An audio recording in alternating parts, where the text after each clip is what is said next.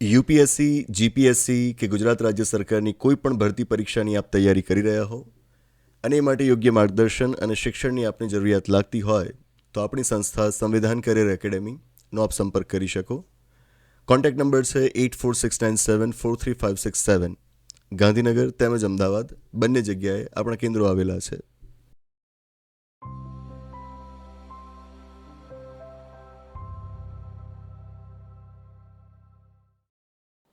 નમસ્તે, સ્વાગત છે આપનું આપણા કાર્યક્રમમાં કે જેનું નામ છે ગોષ્ઠ વિથ વિકલ્પ કોટવાલ.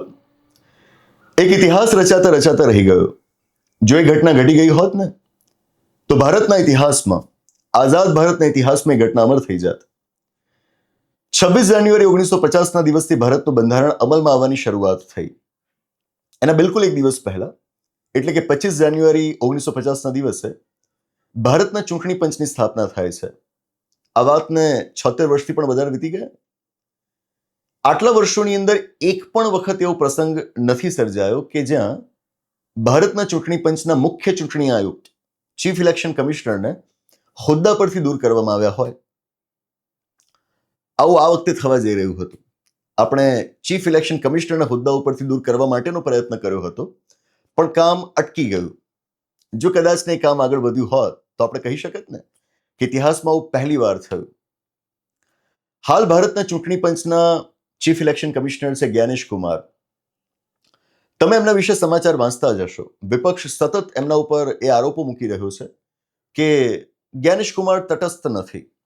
આખા ચૂંટણી પંચ વિશે વિપક્ષ એવું કહી રહ્યો છે કે એ લોકો નિષ્પક્ષતાથી કામ નથી કરી રહ્યા, જાણે કે ભારત સરકારના નિયંત્રણમાં ન હોય એ પ્રમાણે તે લોકો વર્તી રહ્યા છે. અને એમાં ખાસ તો પાછલા અમુક મહિનાઓમાં જે સરની કામગીરી શરૂ થઈ છે, સ્પેશિયલ ઇન્ટેન્સિવ રિવિઝનની કામગીરી શરૂ થઈ છે, એ આ લોકો ખૂબ શંકાની નજરે જોઈ રહ્યા છે.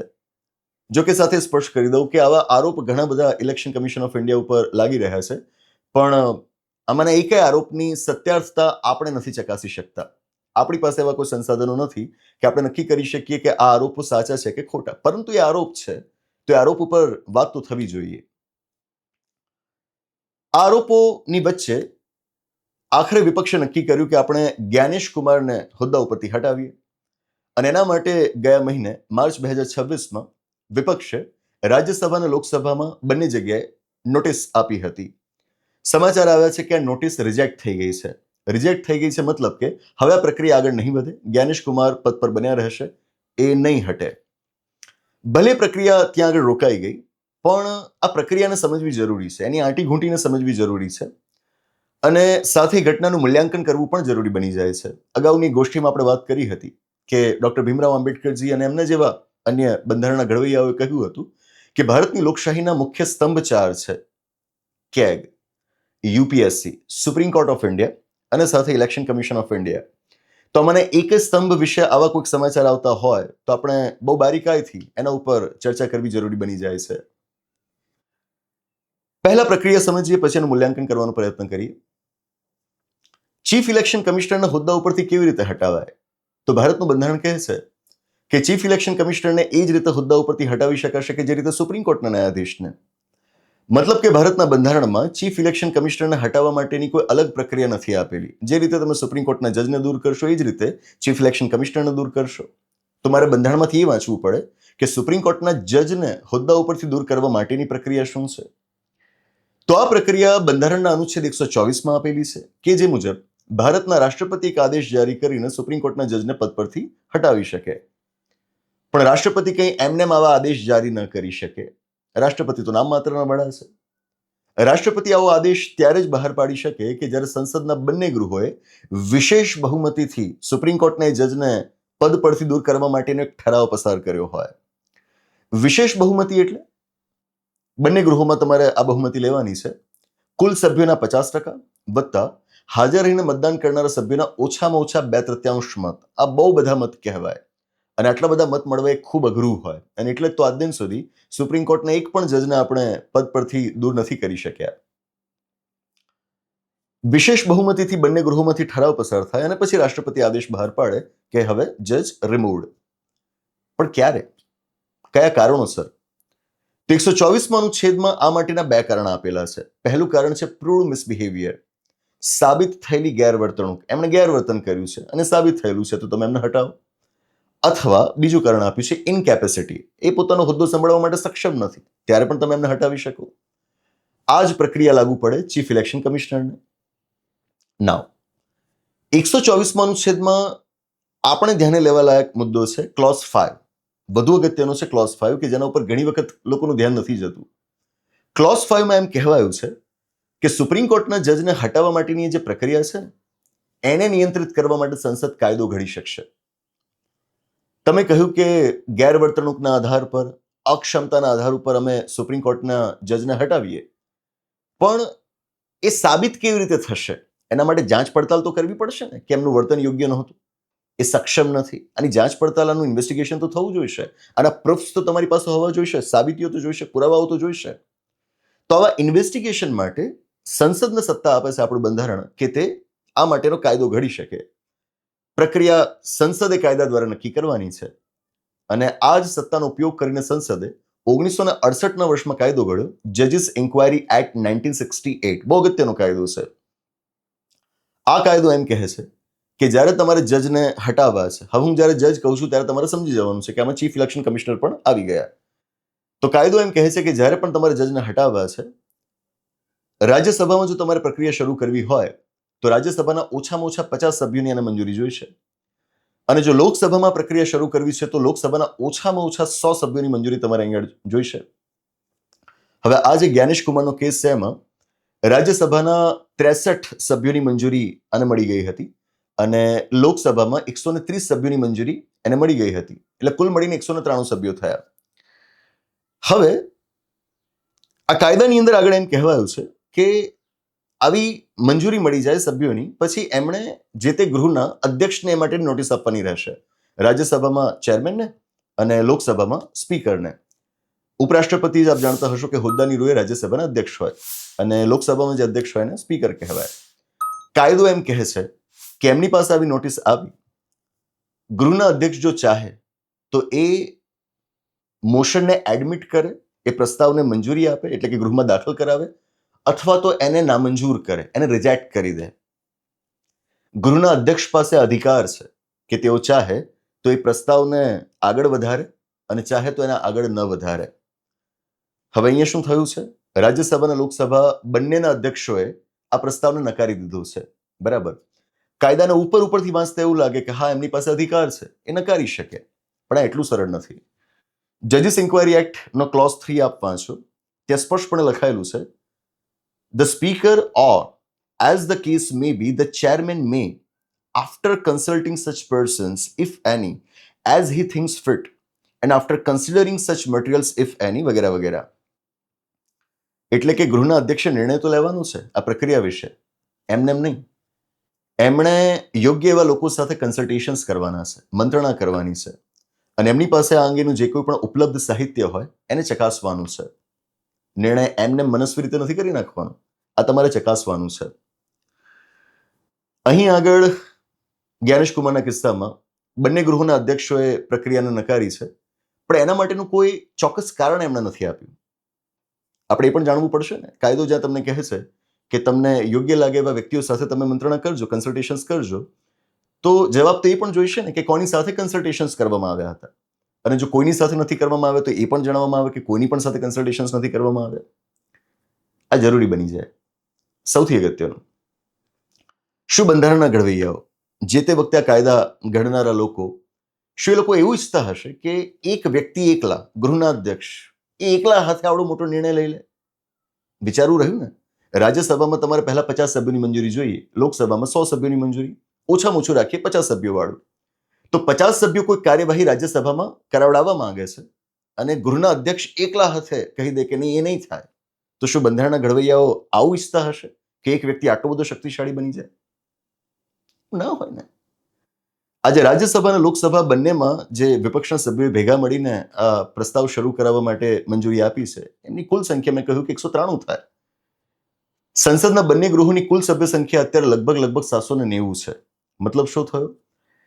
કુલ સંસદ સભ્યોમાંથી 25% સંસદ સભ્યો ઈચ્છે છે કે જ્ઞાનેશ કુમારને હટાવવા માટેની પ્રક્રિયા શરૂ થાય. એ હટી જ જાય એવું નહીં, પણ એટલીસ્ટ એ પ્રક્રિયા તો શરૂ થાય, એના ઉપર કામ તો થાય. તો શું બે વ્યક્તિઓ, રાજ્યસભાના અધ્યક્ષ અને લોકસભાના સ્પીકર, બે વ્યક્તિઓ એ આ 193 વ્યક્તિઓના નિર્ણયને ઓવરરાઇડ કરી શકતા હોવા જોઈએ? એમની પાસે એટલા બધા પાવર્સ હોવા જોઈએ? શું છે? આજે ક્લોઝ 3 ની મેં વાત કરીને એના ધ્યાનથી વાંચો. એનું ટાઇટલ જ આ રીતનું છે, investigation into misbehaviour or ઇનકેપેસિટી of જજ બાય કમિટી. બરાબર? એટલે કે જે જજ ઉપર તમે ગેરવર્તણૂક અથવા તો અક્ષમતાનો આરોપ લગાવ્યો છે એની જાંચ પડતાલ કરવાની છે. પણ જાંચ પડતાલ કોણ કરશે? સમિતિ કરશે, કમિટી કરશે. પ્રક્રિયામાં આગળ આ જ છે કે એક વખત ગૃહના અધ્યક્ષે એ મોશન એડમિટ કરાવી દીધી, પછી એમણે એક કમિટી બનાવવાની હોય. કમિટી કે જેમાં પાછા ન્યાયાધીશો જ હોય. એ કમિટી આનું ઇન્વેસ્ટિગેશન કરે. પણ તમે તો કમિટીના સ્ટેજ ઉપર એને પહોંચવા જ નથી દીધું. બરાબર? તો અહીં આગળ વાસ્તવમાં કમિટી એ મુખ્ય છે, નહીં કે ગૃહના અધ્યક્ષ. આ વાતને આપણે બરાબર ધ્યાન પર લાવવી જોઈએ. બંધારણ કે કાયદાઓની ફક્ત પ્રક્રિયાઓને ઉપરથી વાંચીએ તો એક વિચાર બને, અને હું કહીશ કે વિચાર હંમેશા અધૂરો હોય. લેટર વાંચીએ તો સાથે સ્પિરિટ સમજીએ, અને સ્પિરિટ સમજીએ ત્યારે આપણને સમજાય કે અહીં આગળ બે વ્યક્તિઓના હાથમાં તો આટલા મોટા અધિકાર ન જ હોઈ શકે. ઇલેક્શન કમિશન ઓફ ઇન્ડિયા ઉપર સતત આરોપો લાગી રહ્યા છે, અને એવામાં થોડી ઘટનાઓ પણ એવી ઘટે છે કે જ્યાં આ આરોપો વિશે આપણે વિચારવા માટે મજબૂર થઈએ છીએ. જેમ કે તૃણમૂલ કોંગ્રેસ વેસ્ટ બેંગોલમાં અત્યારે ઇલેક્શન્સ બરાબર એનો માહોલ જામ્યો છે. તૃણમૂલ કોંગ્રેસ અને election commission of India CEC વચ્ચે, ચીફ ઇલેક્શન કમિશનર વચ્ચે બોલાચાલી થઈ હશે. ગઈકાલનો જ પ્રસંગ છે કદાચ. અને એના પછી ઇલેક્શન કમિશન ઓફ ઇન્ડિયાએ પોતાના ઓફિશિયલ ટ્વિટર હેન્ડલ પરથી, ટ્વિટરનું નામ તો હવે એક્સ થઈ ગયું ને, તો ત્યાંથી એક એમણે ટ્વીટ કર્યું છે. એ ટ્વીટ જોઈને થોડુંક ઓડ લાગે. લખ્યું છે, ECI's straight talk to Trinamool Congress. એટલે કે સીધા જ અમે તમને કહી રહ્યા છે. કોને? તૃણમૂલ કોંગ્રેસને. આવું ઇલેક્શન કમિશન ઓફ ઇન્ડિયા કહે છે. This time the elections in West Bengal would surely be fear-free, violence-free, intimidation-free, inducement-free and without any raid, booth jamming and source jamming. એટલે કે તૃણમૂલ કોંગ્રેસના લોકો કહી રહ્યા છે કે આ વખતે જે વેસ્ટ બેંગોલમાં ચૂંટણીઓ થશે ને એ બિલકુલ ભયમુક્ત હશે. એમાં કોઈ જ હિંસા નહીં થાય, કોઈ ધાક ધમકી નહીં હોય, કોઈ લોભ લાલચ નહીં હોય, રેડ ક્યાંય નહીં થાય, બુથ કેપ્ચરિંગને કશું જ નહીં થાય. બહુ શાંતિપૂર્ણ રીતે અમે ચૂંટણી કરાવડાવીશું. નીચે 3 ઇલેક્શન કમિશનર્સના હસતા ફોટોગ્રાફ્સ મૂકવામાં આવેલા છે. બરાબર? ચોક્કસથી ચૂંટણીમાં તો ભય કેમ હોવું જોઈએ, હિંસા કેમ હોવી જોઈએ, બુથ કેપ્ચરિંગ કેમ થવું જોઈએ? કશું ન થવું જોઈએ ને. એ ન જ થવું જોઈએ.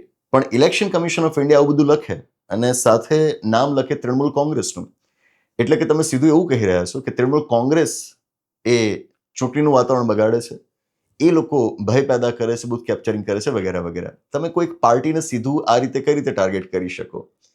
એ ચોક્કસથી તમારી નિષ્પક્ષતા ઉપર એક સવાલ ઊભા કરે જ કરે. બરાબર છે? તમે જ્યારે એક પબ્લિક પોઝિશન ઉપર છો તો તમે શું બોલશો અને શું નહીં એનો એક વિવેક હોય. અને હું ચોક્કસથી માનીશ, અત્યારે એની ટીકા પણ બહુ થઈ રહી છે. ઇલેક્શન કમિશન ઓફ ઇન્ડિયાએ આ બાબતની જે રીતની રજૂઆત કરી છે, તૃણમૂલ કોંગ્રેસનું નામ લખ્યા વગર જો આ બાકીની વાતો લખી હોત તો એ બહુ સારું હતું ને. એ બહુ સારું છે, આદર્શ છે. ભયમુક્ત જ ચૂંટણીઓ થવી જોઈએ. પણ જ્યારે તમે આમાં સીધું જ એક પાર્ટીનું નામ જોડી દો છો અને ભાષા પણ વાપરો છો, ECI straight talk to Trinamool Congress, એટલે ચોક્કસથી આ બાબત વિવાદાસ્પદ બને જ બને. આમાં કોણ સાચું કોણ ખોટું એ નહીં, જરૂરી એ બની જાય કે મુદ્દાઓની ચર્ચા. લોકતંત્ર is all about discussions, discourse, debate. Democracy is all about it. તો બધા જાણે છે કે કદાચ આ મોશન એડમિટ થઈ પણ ગઈ હોત તો opposition does not have numbers કે લોકો આ પ્રસ્તાવને પાસ કરાવી દે. એ પાસ નહોતો જ થવાનો. લોકસભાના સ્પીકરને તમે ક્યાં હટાવી શકે? તો વિપક્ષ એ એટલો મજબૂત નથી કે આ કરી શકે. પણ આરોપ છે ને, તો આરોપ ઉપર ચર્ચા થવા દો ને. વિપક્ષ પોતાની વાત મૂકે. આમ પણ ઠરાવ તો પસાર થવાનો જ નહોતો. એટલે જરૂરી બની જતું હતું કે આના ઉપર કોઈક પ્રોપર આઉટકમ આવે. આપણે નથી કહેતા કે એ પ્રોસેસ, એ મોશન એડમિટ થઈ જાય અને એ ચીફ ઇલેક્શન કમિશનર ખોટા છે, દૂર થઈ જાય. આપણે નથી જાણતા. મેં કહ્યું કે આપણી પાસે એવા કોઈ સંસાધનો નથી કે આપણે આ બધા આરોપોની સત્યારતા ચકાસી શકીએ. પણ જરૂરી બની જાય કે જો આરોપ લાગી જ રહ્યા છે તો એ સંસદના મંચ ઉપર આવવા જોઈએ. સંસદના મંચ ઉપર, એ પ્લેટફોર્મ પરથી એની ચર્ચા થવી જોઈએ કે જેથી એને સામાન્ય લોકો, મારા તમારા જેવા લોકો પણ વધારે વિગતે જાણી શકે. આમ તો અત્યારના મીડિયાના સમયમાં, સોશિયલ મીડિયાના સમયમાં બધી વસ્તુઓ, ઓપોઝિશનનો પણ મેસેજ આપણા સુધી પહોંચતો જ રહેતો હોય છે અને સત્તાધીશ પક્ષ છે એની વાત પણ આપણા સુધી પહોંચતી જ રહે છે. પણ સંસદના મંચ પરથી કંઈક કહેવાય તો એ હાઉસના ફ્લોર પરથી જે કહેવાયું હોય એની વેલ્યુ અલગ હોય. અહીં આગળ એવું ન લાગવું જોઈએ કે વિપક્ષ ચીફ ઇલેક્શન કમિશનરને દૂર કરવા માંગે છે અને જાણે કે સરકાર ચીફ ઇલેક્શન કમિશનરને બચાવી રહી છે, એવું ન લાગવું જોઈએ. અને જો એવું થાય છે તો ચોક્કસથી ઇલેક્શન કમિશન ઓફ ઇન્ડિયાની નિષ્પક્ષતા ઉપર જે સવાલ ઊભા થયા છે એ ક્યાંક ને ક્યાંક સાચા ઠરતા હોય એવું પણ લાગે. આ ન થવું જોઈએ. Election commission of India completely એક ઇન્ડિપેન્ડન્ટ બોડી હોવી જ જોઈએ. આ દરમિયાનમાં સાથે આપણે એ વાત પણ નોંધવી જોઈએ કે એક જસ્ટિસ યાદવ વિશે આપણે બહુ પહેલા ગોષ્ઠી કરી હતી, અલ્હાબાદ હાઈકોર્ટના જજ, અને એમણે અલ્હાબાદ હાઈકોર્ટના પ્રાંગણમાં જ એક બહુ ભડકાઉ ભાષણ આપ્યું હતું અને લઘુમતીઓને ખૂબ ખરાબ રીતે એમણે ટાર્ગેટ કર્યા હતા. લગભગ જુલાઈ 2025માં, એક વર્ષ થવા આવ્યું, ઓલમોસ્ટ જુલાઈ 2025માં એમને હટાવવા માટેની એક નોટિસ ઓપોઝિશને ત્યાં આપેલી હતી. એનો હજુ સુધી કોઈ જવાબ નથી આવ્યો અને મળતા સમાચાર મુજબ 15 એપ્રિલ 2026ના દિવસે એ ભાઈ જસ્ટિસ યાદવ એ રિટાયર થવાના છે. બરાબર. તો ઓલમોસ્ટ એક વર્ષ પૂરું થવા આવ્યું, તમે નોટિસનો તો કોઈ જવાબ જ ના આપ્યો ને એ દરમિયાન ભાઈ રિટાયર પણ થઈ જશે, પછી નોટિસની કોઈ વેલ્યુ પણ નહીં રહે. અને અહીંયા આગળ જ્ઞાનેશ કુમારના કિસ્સામાં જવાબ તમને 1 મહિનામાં મળી ગયો. તો સાતત્ય નથી ને, આની અંદર એકરૂપતા નથી ને.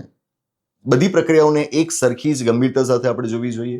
તો કેમ જસ્ટિસ યાદવના કિસ્સામાં એ પ્રક્રિયા આગળ વધી જ નહીં અને આ કિસ્સામાં આગળ વધી અને તરત એનું રિજેક્શન આવી ગયું, આવું કેમ? તો આવા ઘણા બધા સવાલો છે કે જેના યોગ્ય જવાબ આપણને મળતા નથી. બસ એ જ આશા રાખું કે આ ગોષ્ઠી આપને ગમી હશે. ચીફ ઇલેક્શન કમિશનરના હોદ્દા ઉપરથી હટાવવા માટેની જે પ્રક્રિયા છે એ પ્રક્રિયાને આપણે સમજ્યા અને સાથે હાલની જે ઘટનાઓ છે એના ઉપર પણ આપણે થોડીક ટિપ્પણી કરી. બસ એ જ. તો આની સાથે આ ગોષ્ઠીની આગળ સમાપ્ત જાહેર કરીએ છીએ. આવનાર એપિસોડમાં આવી જ કોઈક નવી વાત સાથે, એક રસપ્રદ ચર્ચા સાથે, એક નવી ગોષ્ઠી સાથે પાછા મળીશું. આભાર. નમસ્તે.